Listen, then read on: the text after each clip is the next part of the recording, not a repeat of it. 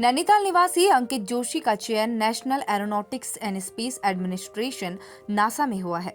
नैनीताल में रहने वाले और पढ़े लिखे अंकित जोशी का नासा के यूएस एड सर्वर के लिए एशिया समन्वयक के पद पर चयन हुआ है। वे सर्वर साइंस कोऑर्डिनेशन ऑफिस के कोर मेंबर के रूप में अपनी सेवाएं देंगे।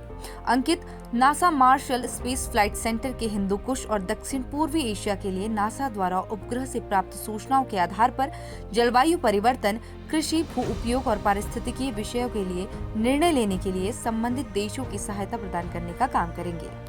आपको बता दें कि इसके अलावा अंकित को एशिया महाद्वीप में विज्ञान के विकास के लिए किए जा रहे क्रियाकलापों का पर्यवेक्षण, दीर्घकालीन योजनाओं के लिए वैचारिक नेतृत्व देना भी शामिल है। वे नेपाल स्थित अंतर्राष्ट्रीय संस्था ICD मोड और बैंकॉक के एशियन प्रिपेयर्डनेस सेंटर के क्रियाकलापों का भी पर्यवेक्षण करेंगे।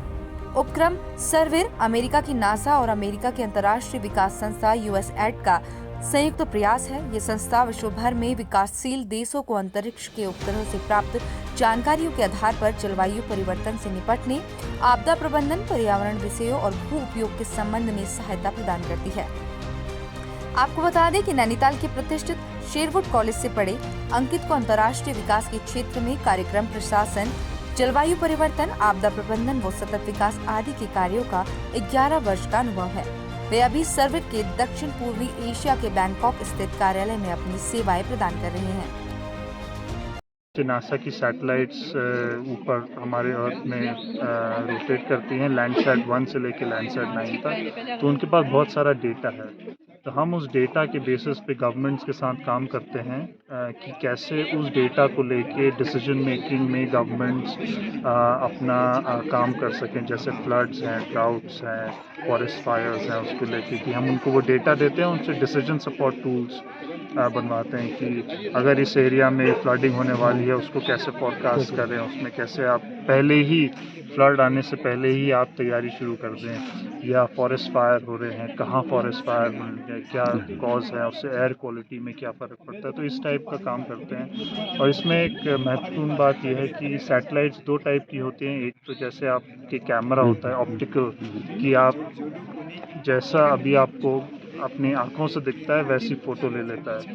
पर हमारे रीजन में क्या होता है, स्पेशली मानसून में बादल बहुत होते हैं, तो उस टाइप की सैटेलाइट्स बादल आ जाते हैं तो नीचे तक नहीं देख पाती। तो एक सार करके टेक्नोलॉजी है जो हम यूज़ करते हैं, उससे बादलों के थ्रू भी देखा जा सकता है। वेव्स भेजते हैं, फिर वो वेव्स ऊपर आती हैं, तो उसके हिसाब से कितना भी बादल हो, कितनी भी बारिश हो, आपको ग्राउंड लेवल पे क्या हो रहा है सब पता चल जाता है। तो ये 2 टेक्नोलॉजीज़ का हम यूज़ करते हैं, उसके बेसिस पे गवर्नमेंट्स के साथ काम करते हैं। तो मेरा जो नया असाइनमेंट होगा उसमें मैं इसी उस पे हेडक्वार्टर हमारा हंट्सविल अलबामा है, USA में जगह, वहाँ NASA Marshall space flight centre है, उनके साथ काम होगा। और हमारे जो काम होता है वो मेन प्रोजेक्ट जो है 50 देशों में है, और ये हम रीजनल ऑर्गेनाइजेशंस के साथ पार्टनरशिप करके काम करते हैं। तो एक लैटिन अमेरिका में है, 2 अफ्रीका में है और 2 एशिया में है। एशिया में एक थाईलैंड में है जिसमें मैं अभी हूँ, और दूसरी काठमांडू नेपाल में है, international centre for integrated mountain development. किस पद में? कॉन्टिनेंटल कोऑर्डिनेटर उस पोजीशन का नाम है। तो मैं एशिया में 10 से 15 देशों में हमारा काम होता है। तो वो काम मैं हेडक्वार्टर्स के साथ मिलके और USAID के साथ मिलके कोऑर्डिनेट करता हूँ।